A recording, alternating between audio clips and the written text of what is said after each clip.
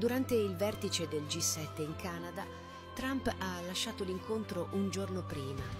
Il conflitto tra Israele e Iran ha preso il sopravvento sulle discussioni. Trump ha esortato Teheran a limitare le ambizioni nucleari, avvertendo che il tempo stringeva. Ha detto che i leader iraniani vorrebbero parlare, ma non hanno trovato un accordo. Quando gli hanno chiesto di un intervento militare, ha preferito non rispondere. Lunedì ha pubblicato un messaggio minaccioso: evacuate Teheran immediatamente. Poco dopo ha deciso di lasciare il G7, saltando incontri importanti. La sua partenza anticipata: devo tornare, è molto importante.